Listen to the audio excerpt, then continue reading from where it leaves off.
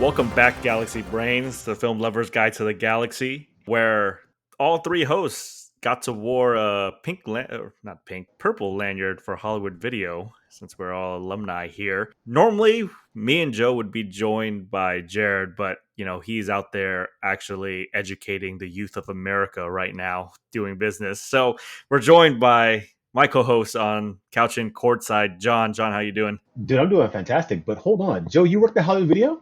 Dude, yeah, you didn't know What this? the hell? No, I didn't know that. Yo, wait, which Hollywood video did you work at? Aero Drive with Johnny. Dude, me too. You worked at Aero Drive? So I worked the same. I think I worked the same store as Johnny did. Yes, but I was in Orange County for that summer. I was gone Yes. for that summer, so It was pretty temporary. I want to say I worked for like maybe like 9 months. Okay. Boss is really cool. Obviously, I mean, not to. Is Hollywood Video out of business, by the way? They've been on business 10 years? 12 yeah, Alright, great. they've So- been gone. I'm gonna talk a little shit. I guess it's basically entry level job. Like Yes. if you're just, I'm not trying to say it's like you need no PhD to work there, but I remember the boss being really cool. She was like, I remember the interview was like, do you like movies? Yes. Do you like candy? Yes. Can you sell them? Yes. Okay, you're hired. That was the whole interview process. I've never met a better salesman of like shit that people don't need than Johnny.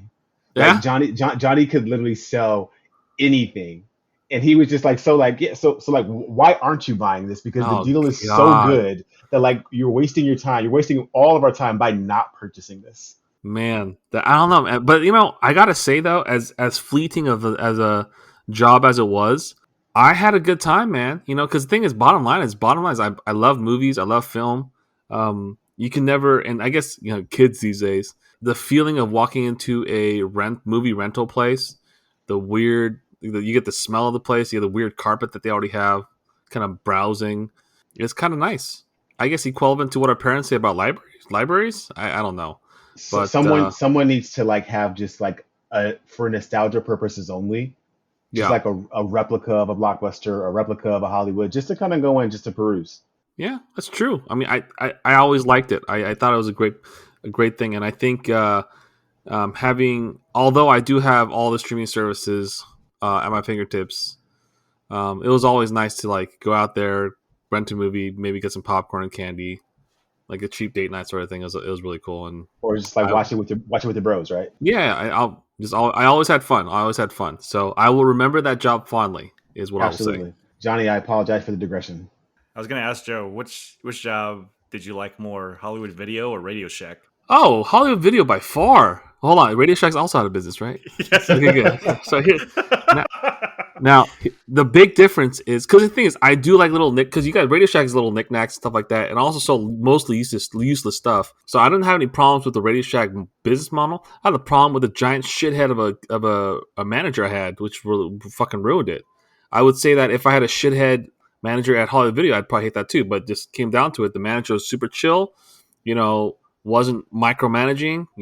Did the job well of managing us and telling us what to do without being a huge dick about it. And it worked out pretty good. So I think that was really the big difference. I know that a couple of our other friends also worked at Radio Shack, and they had different experiences because they had better managers. So now that Johnny's a manager, Johnny, don't be that dickhead. Be that guy that leads the way, and you gotta do your thing. Strong agree. I found the milk crate challenge to be fucking hilarious. It is funny. For whatever reason, I think it's like a black community thing. Yes. I don't know why. Do they have just a bunch of milk crates? Yes. I don't know what's going on. Let me give a bit of background, Joe, if you don't mind. Yeah, let's go for it. Obviously, I'm a bit older now, and hopefully people have some money. But when I was younger and I used to spend time in Wisconsin as a kid with my brother and my cousins, they couldn't afford a basketball hoop. Oh, So there was two things that they did. They yeah, either used milk crates, yeah, right, for yeah. hoops, one, or two, they did something called cans. Have either of you heard of cans? I've heard of milk crates, but not the cans. No. I think you Cans told is, me did I tell you about that, Johnny? Yeah, I think you told Cans me about it. is you're playing on a strip of cement. You have a Okay. basketball, and on every single crack in the cement, you're basically putting a crushed soda can. And your job is to shoot the basketball so that it lands on the can. And it's an accuracy game. And the better you are, the further out you need to actually shoot the ball for it to actually hit the can. So for broke ass communities, milk crates and cans, What that's why is there's there. what? So you take a regular soda can, Yes. you flatten that sucker out, Yes. and you put it into a crack into the cement. A crack on the ground, flat on the ground. So not a Okay. crack in the cement, but you put it on a crack. And then you step back 10, 15, 20, 30 feet. And then you shoot the ball right on top of that crushed can. right into that crushed can. And of course, you get immediate affirmation that you hit it or you didn't. Either the can Pops up. makes an audible noise and pops up, or it doesn't. Wow, I am learning something new every day. There you go. Second thing, I found that the OnlyFans thing about getting rid of sexual explicit content is the funniest shit I've heard in my life. I don't understand it. I really hope that whoever's running OnlyFans is getting pressured by whatever investor said, we'll give you $1 billion to just do nudes. And they're like, okay. Otherwise, their business model... 98% of those people are gone. That's what I mean. Like, Tumblr used to be all porn. They got rid of porn. Tumblr is not used anymore. Do you know how much Tumblr sold for? Like, after? Yeah. I have no clue. It was like literally like $1 million. Ooh. With an M as in Mary. Yeah. Ooh. Yeah. That's brutal. That is holding the bag for sure. All right. Absolutely. That's all. That was my two weird things I wanted to touch up on. I actually want to try this out here since we have both of you guys. I know that when it comes to movies, at least with actors and movies, it's safe to say I do know, at least trivia-wise, more than you guys. But I thought it would be fun to see who actually would know more. Because Joe bought me this game here for my birthday. Yeah. It's called Cinephile. And it has a bunch of cards in it. So, let's do this at a best of 3. I'm going to shuffle this deck. Dude, I'm going to lose 1,000%. Holy shit. It's going to give me an actor. And then we'll take turns between you two to name a movie that they've been in. And it has to be a movie. It can't be a TV show. So, whoever is it a speed thing, or are we just going back and forth? Just go back and forth. Okay. Right. I would like to go second. You would like to go second. Okay. Oh, this is lucky card I picked up here. Adam Sandler. I eat pieces of shit like you for breakfast. You eat pieces of shit for breakfast? 50 First Dates. 50 First Dates. John says that. What about you, Joe? Punch Drunk Love. All right. Reign Over Me. Reign Over Me. Great movie. Happy Gilmore. Little Nicky. Funny People. Ooh. Wait, do we keep going until one of us gets stumped? Yeah, one of us gets Holy shit. Shit. I know them. Damn it. Not Stepdad. I can't think of the name. When he has a little kid. I mean, that is in the name. You are right. Something dad. Shit, Joe, go ahead, man. I think it's big. I don't know about that. I think I mean Big Daddy. Big Daddy. Yeah, there you go. But I was going to say Mr. Deeds. Oh, Mr. Deeds. Okay. It's back to you, John. Oh, man. Wait, I said Big Daddy. I feel like he should lose, but keep going. 4-4? Let me think. Huh? I said 4-4 right now? Yeah. Has he been in any other? He was just in the heist movie. Uncut Jewels. There you go. Uncut Gems. Oh, God! I got it wrong! The thing is, I didn't watch the movie, though. First of all, I feel like I should have run this round. It's the shitty movie with Jennifer Aniston on Netflix. Yeah. God! He's actually been in 2 with her. Oh, okay. I think I missed one, right? The thing is, he's done a ton of movies before. I know. That's why I'm so glad I picked this is terrible, man. I love Adam Sandler, too. You know why it's hard to do, Joe? And I'm not stalling you because I'm still going to give you the answer. Yeah. The reason why, are you a South Park fan? Yeah. Have you seen the episode of South Park Awesome-O? Season 8, it's when Cartman pretends to be Awesome-O. Yeah. And the robot. And like he goes into like the pitch deck and he's he gives a bunch of shitty pitches and they're like, it's amazing. All with Adam Sandler. Oh, right? Fuck. And like that came true. You already said Little Nicky. I did. Did he say Little Nicky? Yeah, I did say that. Fuck. That might be it for me though. But to be fair, I think I should have won this round. But I'm gonna say I don't got one. Oh man, you guys. Okay, so what was the Jennifer Aniston movie? What was the Jennifer Aniston movie? Just go with it.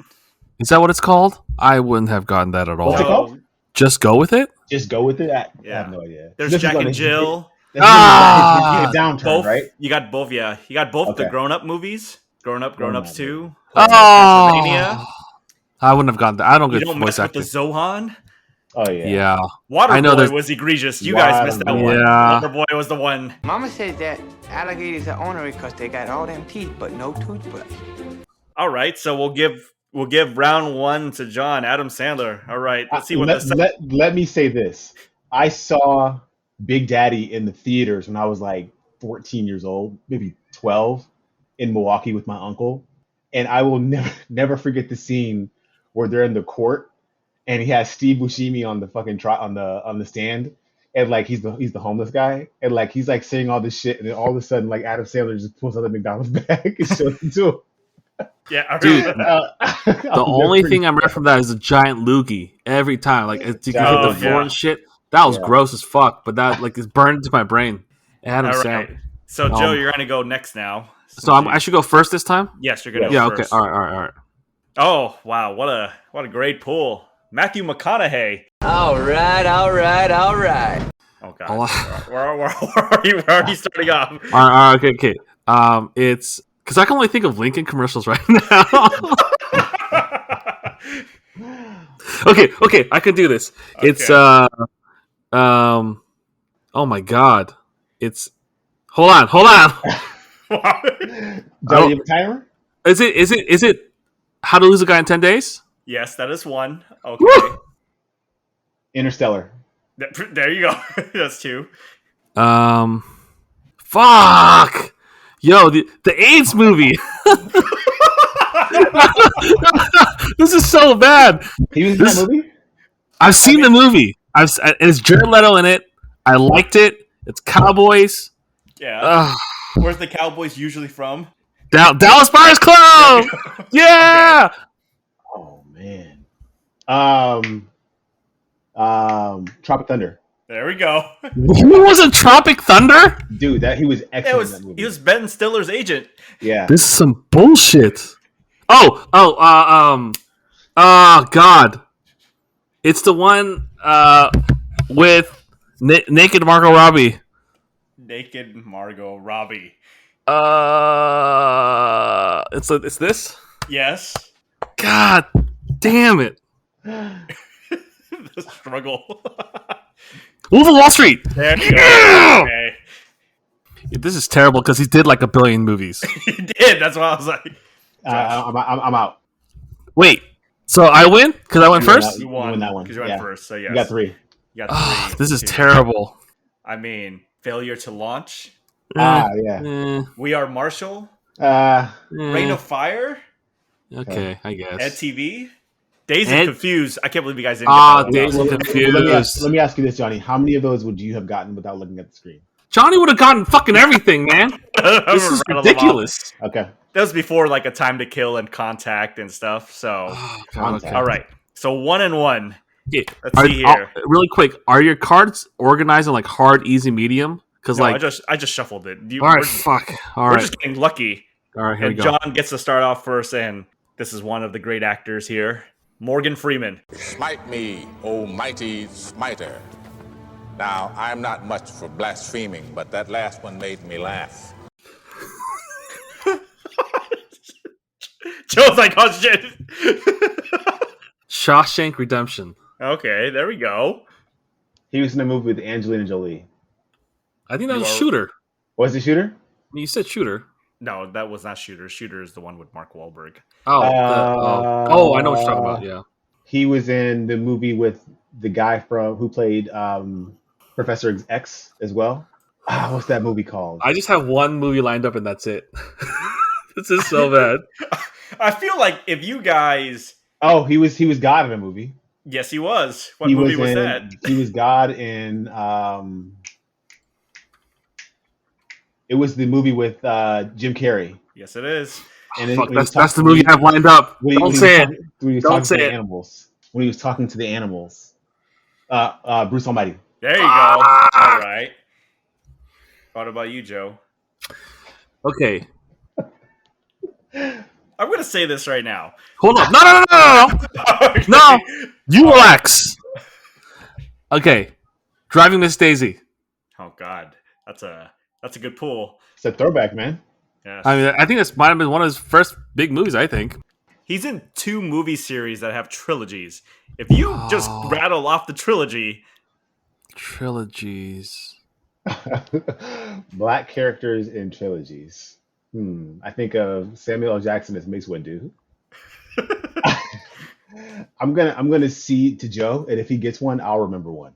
Good luck. And it has trilogies. What fucking trilogies is? Wait, so here's the thing, though. He's did so. Morgan Freeman, if you're listening, I'm very sorry. I love your voice. I think whoever did your dental work, excellent job. I'm a big fan. Was he in Batman? thank you. How did I miss that?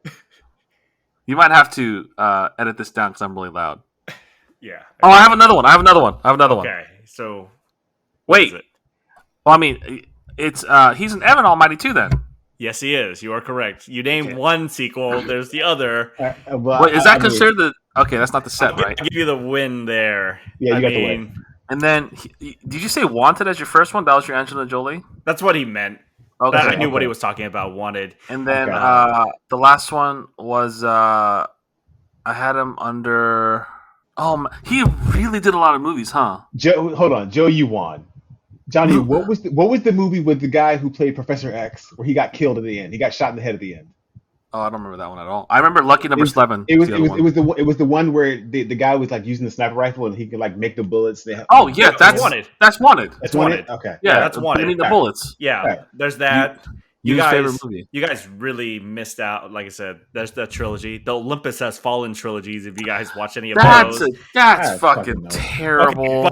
but the one you guys really missed was a very famous "What's in the Box" movie. Lucky Number 11. Wait, is that He not was it? in that movie, Lucky Number 11, but that's not the movie I was thinking. I'm thinking about the one with Brad Pitt. What movie is that? It's Yeah, just what's in the 7. box? What's in the box? I just watched this like maybe a month ago. It's just 7. Oh, god damn it. 7. 7. I've never seen 7. It's a fucked up film, I think. It's gross, it's very dark, very noir. I highly suggest it. I will play this one with you guys. I'm not going to Google search this. Oh, this gotta is be the bullshit. last Johnny's one. gonna crush the shit out of us. Okay, so So it's just round robin. Are they gonna yes. circle? All right, Johnny. Oh, Johnny goes last because it's hardest. Whoever goes last actually has the hardest move. Jake Gyllenhaal. Okay, Jarhead. Jarhead. Okay. Nightcrawler? You are right, Nightcrawler. Donnie Darko. What's the one about the serial killer? I don't. That's the one I I know just which mentioned, one right? you're talking about. No, that's different. He is a psychopath in that movie. This one is the It's movie. about the the one name Joe's- of the serial killer is the movie. Yes. The one Joe's talking about has Robert Downey Jr. and Mark Ruffalo in it. Oh no. Let's go with Spider-Man. Which one? Oh God, Far From Home. There you go. Yeah. Brokeback Mountain. Ah shit. So I'll name the movie Joe was thinking, Zodiac. Yeah. God damn it. That fucks me pretty bad. Okay, let's see what else has he done. I'm also gonna assume this guy did 1 billion movies. Yeah. He did a lot. Wait, Johnny, you go. He did. He did I Zodiac. said Oh, Zodiac. you named it. Yeah. Okay. Oh my God, this is awful. My memory is just. I'm just getting senile at this point. I might have to. I don't want to take up too much time, so I'll just pass. Think about all the shit that you have to like occupy your mind with, other than like movies that actors have been in. But I like movies. It's like a passion. I feel bad. You know, that's all I'm trying to say. So I'll just pass for now, and then I'll feel terrible when you guys mention movies. Give me a genre, Johnny. Sci-fi. That's pretty. I just watched a movie with him on TV recently where it was like a space monster, and I don't know what it was called. It was called like Did it have a bunny? it did not have a No, bunny. but that's Oh, Donnie Darko. But you already mentioned Donnie Darko. Wasn't that the first movie that someone mentioned? Oh, is Yeah, that the John- one you first mentioned? Johnny, you're the one that first no, one no, that said I that. didn't mention Mention that. it. You're right. I did mention Yeah, it. yeah. Yeah, you did. Oh, so there's another one, sci-fi. I was thinking It's called like Johnny doesn't know either. Johnny wait, doesn't wait. know either. Oh my god. Oh my god, you guys. I mean, I have other movies lined up. I was just thinking of this but one. let me ask you this, Johnny. On the cards, what's in the back of the cards? Are there movies in the cards, Nope. or is it It's just a blank card. So Gotcha. they literally make these cards because they want you to connect to different ones. So the picture of him is in Nightcrawler. So then if you were doing 6 degrees of separation, you connect the movie to another actor so you get the connection. Oh, together. that's really cool. Okay. Or if we're playing like something like Heads Up, like kind of like Taboo, where you get your team to guess. Like you have to pick either the movie or the actor. So if you say Nightcrawler is the movie, then they can't say Jake Gyllenhaal. So you have to think of how to, describe Cross reference. Has he been in any comedies? That's a great question. I think he's more of a serious actor. He's been. If Johnny can't think of it, I can't think of comedies on top of my head. Can I have a half credit if I name his sister's movie? Oh, it's bullshit. She's a Batman. I can see that shit. Don't take my idea, man. She's also in Harold Crick. Is that what the movie's called? What was the movie? No. Stranger Than Fiction. Yeah. Stranger Than Fiction. All right. Yes. I named 2 of them, so that counts as 1. Wow. Bitch. Okay. I mean, he was in a video game movie. Really? Yeah. He got all muscly for it. The thing is, There's a lot of sand in there. Oh yeah, Prince of Persia. There you go. He was in Prince of Persia. Was it a live action remake? Yes, it was. And it was terrible. Yes, it was. I'm gonna count mine. Johnny's your turn. You're gonna have to give me a second. I mean, there's Enemy that he was in. What the fuck is that? I don't think I've even heard of that. It's a movie with him. It's directed by Denis Villeneuve, which he's also in another movie with. Okay, let me get another top. Let me get a little. Give me a little genre again.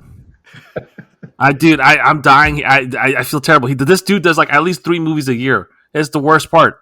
So, actually, it's kind of a comedy, but he was in a romantic drama. Oh my god! Catwoman was in there with him. Which Catwoman? Don't tell him. Oh god! You already got Maggie Gyllenhaal. Yeah, you're right. Fuck. Okay, let me think. He was in. Okay, what did he do after? Okay, I feel like Joe would have seen this movie because. So here's the thing, right? This actress boobs a lot, and it's like okay, that would make it a great movie. Wait. Okay, hold on. Okay. Was he in a movie with Pena? Michael Pena? Yes, he was. I feel like he was in a cop movie. Yes, I love this movie. Okay, hold on. You are correct. It is one of the best cop movies out there. End of watch. There you go. All right. This is ridiculous. John, you don't have another one? I'm out. He was in a movie with Anne Hathaway that was not Brokeback Mountain. It was Love and Other Drugs. Oh, okay. I was thinking something. All right. Dude, this might be it. I don't, because the thing is, I've watched Donnie Darko, and then after that, I feel like there's a huge, and I guess for whatever reason, Brokeback Mountain's the next one. And I watched him in Jarhead. I watched End of Watch. I've watched, I didn't really even watch Nightcrawler. I love Jake Gyllenhaal. All right, I'm gonna have to give up. Johnny, got one? Another movie, Johnny, Prisoners. What was the sci-fi movie he was in? You obviously beat this. Yeah, it was Night something. Very, very, very nonchalantly. Yes, I have I have to actually Google that one up. But it was with him. So basically, source code. Didn't have to look it up. Okay, source code. I don't think I've watched. He was in a movie with it was him. It was Ryan Reynolds. It was Ryan Reynolds. Who else was in the movie? And it was, I don't know if it was a made-for-TV movie, but it was him, Ryan Reynolds, and it was a space movie where they like found Life, sort of alien. Okay, Life. What the hell's Life? It is. Yeah. It was like if Venom had a live origin movie, this would be it. So. Oh my god! Was it very, very symbiote type? Was it a very serious like horror sci-fi? It was a horror movie. Okay, all right. I mean, was it good? Yeah, it was all right. Okay, it's worth to watch on a streaming platform. Yeah, all right. Hey guys, this is Lamar Edwards from the For the Culture Draft Show. If you're interested in what our show is, it's basically us taking the sports element of drafting, like the way the NBA drafts their players or the NFL drafts their players or the MLB or the NHL. We take that concept and we draft everything in life. So basically what we'll do is, for example, video games, we draft music artists, we draft songs, we draft anything that you can think of, we try to draft it. Even cartoon characters and TV shows, we draft them all. It's a very great interactive show that we have live recordings on Spotify Green Room on Monday and Fridays at 9 p.m. Eastern Time, and Halftime Sports at 7 p.m. or 9 p.m. Eastern Time, depending on the scheduling. But yeah, if you are interested, come on down, check us out, download Spotify Green Room, download Halftime Sports, and check us out on those times, and we'll be happy to see you there. In case you miss the actual live recording, you can always check it out on Apple Podcasts, you can check it out on Spotify Podcasts, and anywhere that you can listen to a podcast, we are basically there. We're also on Good Pod, so check us out there as well. My name is Lamar Edwards, and thank you, and hopefully to see you soon. All right, you guys. So we're going to now shift gears to what we were originally talking about, which is Untold, a series that Netflix is doing, talking about different events, important sports events that happen. And so the first one is near and dear to our hearts because it's about basketball. Malice at the Palace. A fight broke out between the Pacer team and the fans in the stand. Something that happened in late 2004 where a fight broke out between the Pacers, Pistons, and the fans. Before we even get started all that, John, what do you remember about that day or even that game at night of watching highlights? So thank you for asking me to go first because I have not seen the Netflix documentary, but I will tell you what I remember probably more than anything about it. Okay. So let me set the stage for people. Okay.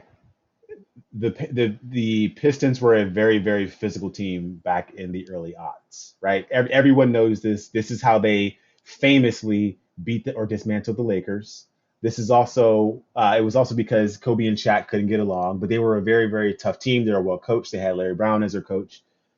Ben Wallace is going up for a layup. This is speaking from memory. Going up for a layup. He gets fouled by someone. I forget who.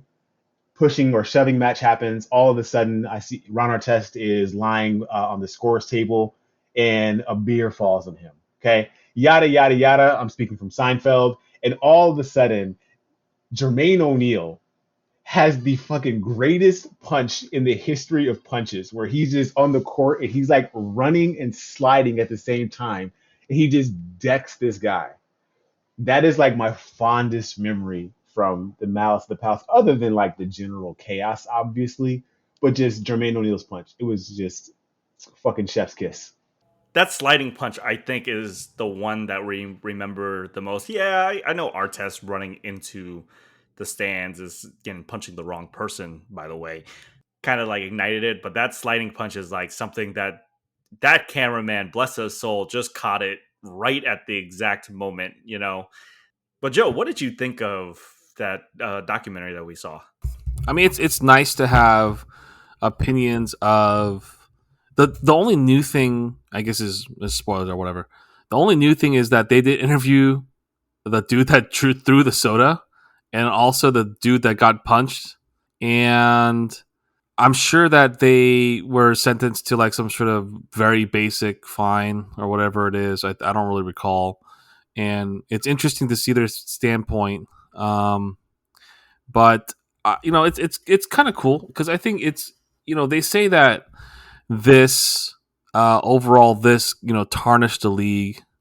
The league's value probably quadrupled since then. It's doing fine. I think it implemented a lot of new guidelines that was very good for the league. But I think having the dress code was really nice. And I think a lot of players embraced it. Like they like looking really sharp and all that kind of stuff. And you have the new styles and fashions, and I think that's really cool. And I think that was good for the league. So that's one of the sort of silver linings that came out of this. But obviously, I'm not the biggest fan of the Pistons just because they beat the Lakers, and I don't know if that would have change anything. I do feel bad for Jermaine O'Neal. I do have something a little bit kind of stupid to talk about. It's that, and I feel really bad saying this, Jermaine O'Neal has the biggest forehead I've ever seen in my life. God damn. Okay, so you can do whatever you want about this part, but it's just like because they take a side profile of his head, and it's like a giant bump, like it protrudes forward. Like this dude has hydrocephalus or something. I mean, I don't know what's going on. It's almost like the episode of The Simpsons where they're all taking like that tonic. They're all drinking It's all big. Yeah. So I mean, I'm assuming he just has very very pronounced bone, but I just every time I feel bad. The one thing I want to say is Jermaine. They were saying Jermaine O'Neal was the biggest loser of all of this because Captain Jack went ahead and won it with the Spurs, and then the Meta World Peace went over and won it with the Lakers. They sort of went their separate ways and they were successful, but Jermaine O'Neal pretty much battled injuries for the rest of his. And he ring chased for the rest of his career, right? He ended up playing with the Celtics. He ended up playing, I think, in Miami and Warriors. And right? So he ring chased for the duration of his career. So I mean, and I don't really blame players for ring chasing. It is what it is. It's part of the thing.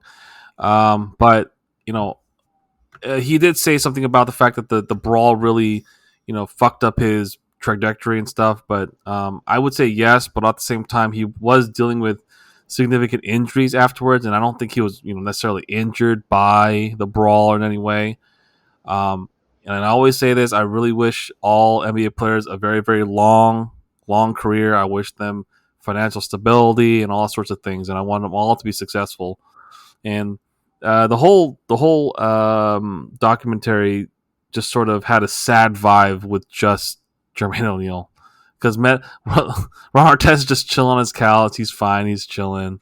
And then Ben Wallace looked pretty good in the he had well shaven and all that kind of stuff. It looks good. So I liked it.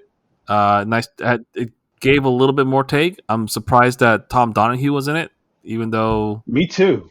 I'm just like. I mean, I get that he was a ref there, but like, all right, that's kind of weird.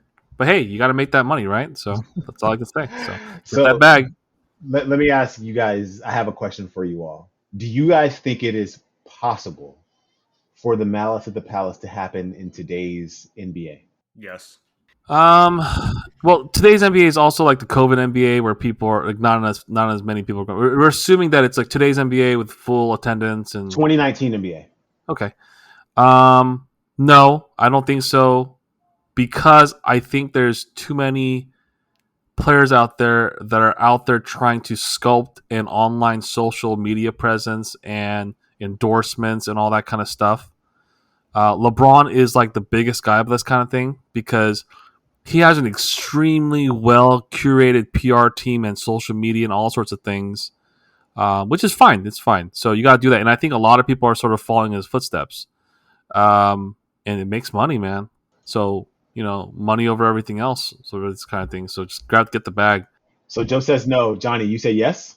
Yeah, it's going to happen at some point. And it's not so much because I think it's so much because of security. I mean, think about it. A couple years ago, Isaiah Thomas went in the stands, right? Because I think one of the fans said something. I mean, he got there, he got to his face, but we are this close. Russell Westbrook I don't think he'll ever do it, but I'm not going to be a guy that tempts him enough to do it, right? But he seems like he will go out and he's like admonishing the fans, but really he's admonishing security. Like security, for the most part, that's what makes basketball games so great, simply because the fans kind of sit on top of the players in the court. That's why it gets so close. But at the same time, I don't want it to happen, but I think if it does, or when it does, kind of seeing how this documentary went, we will have a different outlook on what that fight will kind of look like. So one of the parts about the documentary, I tell John here, is that he kind of focused on how the media legit just flips on the players that can't be doing that to the fans. These guys are paying, and they have all this cross-cutting, which, shockingly enough, a lot of it is from Republican-led news outlets, right? But that being said, they kind of do Shocker. all that. And then that's why David Stern went ham on these things, Dress because codes. he wanted to make sure public image, right? Think about this. Ron Artest, I don't think none of us, I mean, hindsight's 2020, but he got suspended the rest of the season. 73 regular season games, 13 playoff games. Do you guys think that was actually justified for what he did?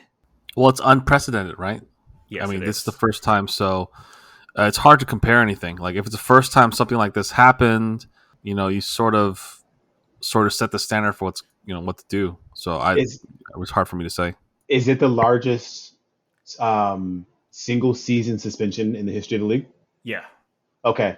But we also had in 2020, before the season got interrupted, or 2019, where both DeAndre Ayton and John Collins also got suspended 25 games for PEDs. Yes. So when you look at like the punishment, was that 73 games 3 times more severe than PEDs? It's hard for me to compare it like that. I mean, I would say that it sets a standard. Say like I think with PEDs, you would I don't know if there's a 1 strike 2 strike policy in the NBA, but you say all right, 1 is 25 games. I don't know if the CBA has to say this or anything, and then maybe the next one will be 50 games, and then the third one you're out. I don't know what the deal is. I know the MLB has something like that, but MLB Yeah. does. I don't think NBA collectively does that, But because PEDs isn't that big in the But what they NBA. do have, Johnny, is they have anti-narcotics. And Yes, one they of the guys in, I think, Toronto just got kicked out of the league. And we also know OJ Mayo got kicked out of the Yep. league 3 years ago. Yeah, and Yeah. and anti-narcotics. Let me tell you guys this. Look, the league doesn't give a shit if you smoke weed. Like, if you're on this list, you legit are doing like narcotics. Like we're talking like like hard heavy stuff shit. that Yeah. you weren't smart enough to hide. The NBA kind of gives that kind of leeway. But I was looking through this, and they were making a comparison about how David Stern ruled with an iron fist, because when people went to trial, stuff like that. Think about this. Ron Artest got like a year probation. Most of these players got like $250 fines, because the district attorney was looking through all this and was like, yeah, the NBA, those guys have some fault, but I mean, the fans, like, some of them just came out of nowhere, right? So they're not going to fault them for all that much. I mean, look at the community service that these guys had to do. Ron Artest had to do 60 hours. Same thing with Steven Jackson and Jermaine O'Neal. Also, do you guys remember Anthony Johnson? I don't know if Joe remembers. Do you remember Nope. Anthony Johnson, John? Oh, no. Okay. This man got 100 hours of community service. I do not know what he did in that brawl, or if they decided, you know what, we're going to spend all of our lawyers' money on these 3 players, but not Anthony Johnson. Because I don't know how this man was not even in my rear vision. He got 100 hours of community service, and these other guys got 40 less hours. But I mean, looking in that context, and you brought up something, Joe, that I'm really interested to hear John say, because me playing for the high school basketball team, before every game, there's always a dress code that I have to show up on the bus in. Collar shirt, slacks, stuff like that. You say it's kind of good for the game, but before all that, I do remember, people talking about how it's a very hip hop league, but I thought it gave a lot of flair. It wasn't until recently when Russell Westbrook, like, kind of embraced the fashionista in himself to kind of do all this, and which got a lot of people to do that. Let's be fair. Dwayne Wade. Okay, I will say that, yes, Miami, Dwayne Wade started, but it really, everyone started noticing because Westbrook just was really outlandish. Yes, Wade and then LeBron subsequently took a lot of liberties in terms of that dress code, but from 2004 up until like the 10s, right, it was like a very strict, like, shirt and tie type of thing. What did you think about that when they first announced that to the whole league, John? Well, let's think. I was 17 when this happened in 2004. I thought and I think that it still had racial overtones to it, because you just brought up a really salient point, which is that people had the mindset or the mentality the NBA was really kind of affiliated with hip hop. And there's no other way to put it other than the fact that that was true. I mean, Allen Iverson put out an album sometime in 2001, 2002 under his rap name Jules. And I heard that he was saying some salacious shit on that album to where like people were like, I would never ever buy an Allen Iverson jersey. And if you recall, just this is in '04, so this is the year that LeBron and those guys were rookies, right? Yep. Everyone remembers the '04 rookie photo where everyone has on the oversized baggy suits and all that kind of stuff, right? And so all of this stuff kind of began to change. And I'm not saying, to Joe's point, Joe's right. Ultimately, it had a net benefit for the league, especially because the value had gone up. But you still have you can't erase the fact that there are definitely racial overtones. And I'll say this before I acquiesce back to you guys. These guys, yes, they were fighting. They were fighting fans. Who instigated the brawl? The fans instigated the brawl, right? So if I'm Ron Artest, if I am those guys, I'm feeling some sort of kind of way. Maybe I'm not gonna have the same reaction as them because I didn't grow up in Brooklyn like Ron Artest did, but I can understand why he did that. On the flip side, though, why are brawls encouraged in baseball? Why are fights encouraged in hockey? Why is it okay in those sports, but any sort of fighting is met, like you just said, with an iron fist and very punitive punishments in the NBA? So there's definitely a sense of overtones to it. And the very fact that you mentioned that it was the media who came out right away who criticized the players versus really thinking about where this actually took place in the Midwest in Detroit, where actually there's a lot of segregation and racism. It says a lot.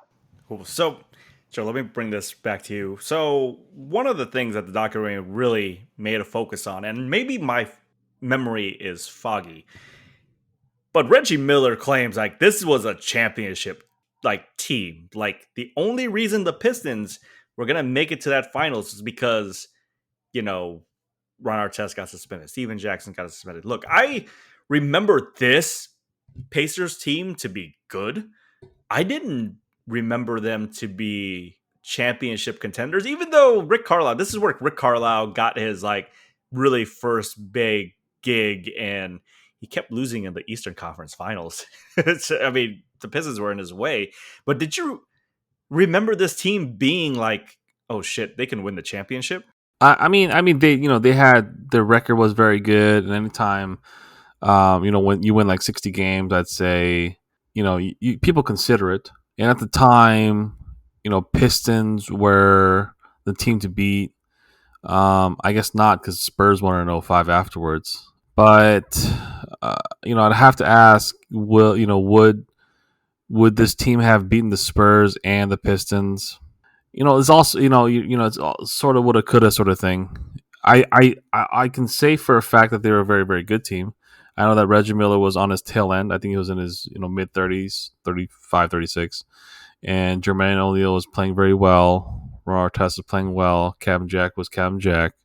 So they had the the ingredients to be a championship team.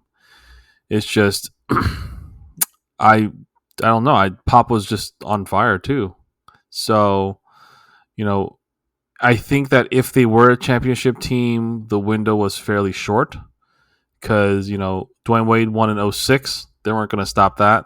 Spurs won again in '07. They weren't going to stop that. And after that, I would figure that there's going to be, there's going to be retirements. There's going to be injuries and things like that. So their peak for the Pacers at this time was probably the year of '04 and year of '05. And I would, if I had to guess, Pistons were better, if marginally, if that, and then I think Spurs would have been better at the time as well. So it's it's always going to be biased too because you're asking the Piston players, right? They're going to say yes, we're a championship team, but I would say it's a possibility. In my opinion, slightly unlikely is what I could say. I mean, Joe, nobody was beating that '06 Finals team with the Heat with Dwayne Wade shooting 20 free throws a game. It's Shaq, baby. No one was going to do that. Wade was just straight fire. So, I mean, yes, he's scoring machine. Yeah, it's John, to your point. So, 04-05, they hovered 500 with all those suspensions, but they got to meet the Pistons in the second round of the playoffs, the semifinals, and they lost 4-2. This was Reggie Miller's last game because then he retired right after. But one of the biggest key things is that Ron Artest was still gone. Do you think if Ron Artest was actually in that series that they could have beaten the Pistons? I don't think people realize or remember how good of a player Ron Artest actually was. He was a centerpiece player Mhm.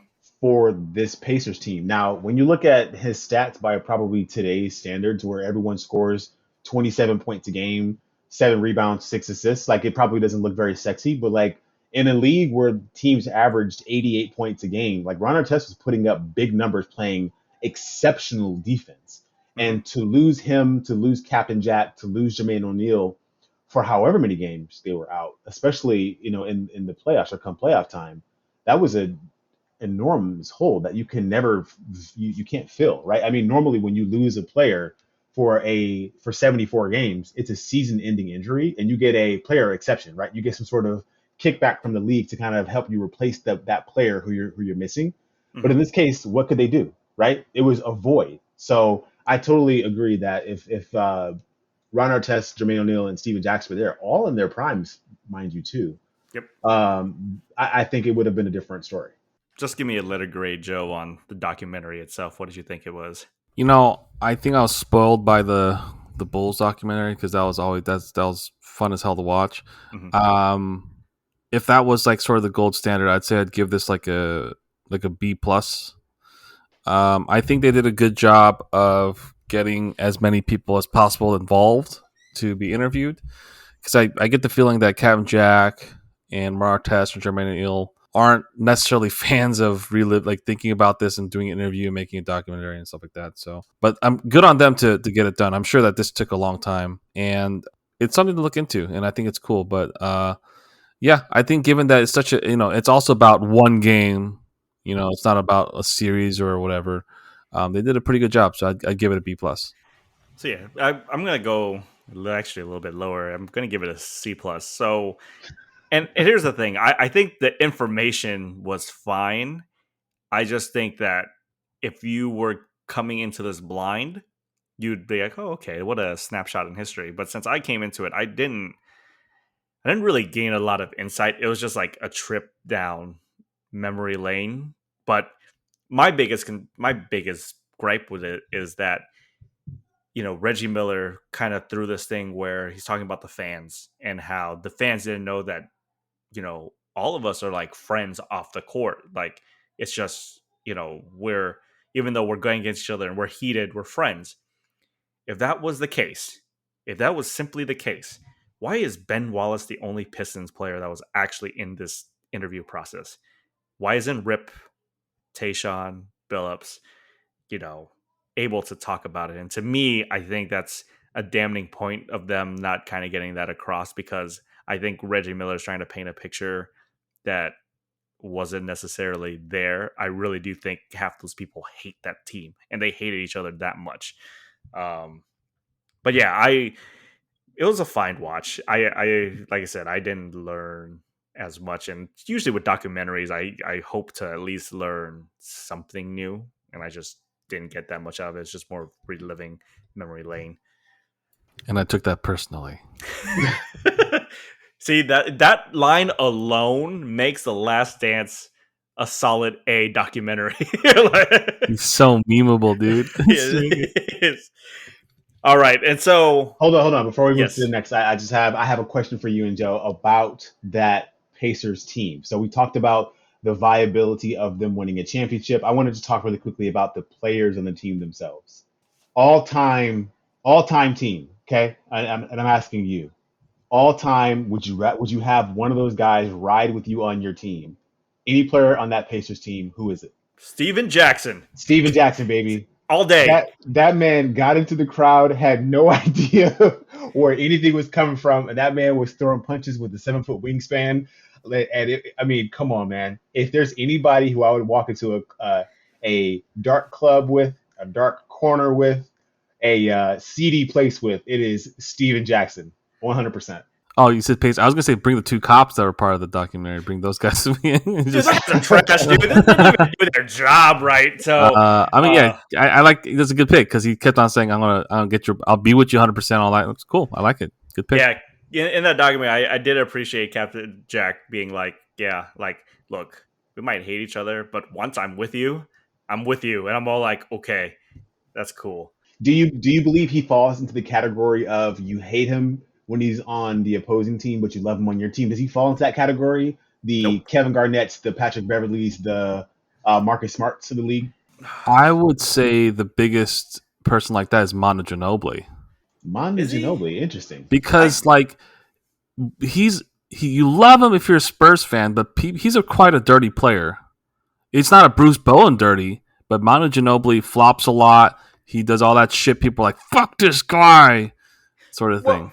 I think Harden is the evolution of Ginobili, right? But I think when we're mad at him, it is more so because he took advantage of the game. I never thought like that kind of crazy. Bruce Bowen, on the other hand, you're right. Bruce Bowen is like one of, if it was an all-time, all first team of, man, I Dirty. hate this guy, but unless Yeah. he's on my team, it's great. Like Bruce Bowen's on that team, right? Shit, I don't even know if Patrick Beverley would be on that team anymore. I just don't. Patrick Beverley's just a dick. He is. Yes. I don't think Yeah. he's very good to be on your team, period. It fucks up chemistry. I don't know. Someone brought up a stat where he's all like, every team he's been on, that team has Won made the the playoffs. playoffs. So Yeah. But it's true that he came from like the G League or whatever, and he worked his way up. yeah, Yeah. You know what? sometimes you got to be a pest, man. That's fine. I think props to him. He made it up there, and he's getting starter minutes, and he's getting paid starter money. That's cool. And I'm always happy when the NBA player gets a bag, because fuck these organizations, because they'll trade your ass with no remorse. You should always look out for number one. All NBA Sure. players, all professional league players, always secure the bag. Agreed. All right, so we're gonna wrap this up, you guys. So, John, thank you for joining us. Where can the folks find you?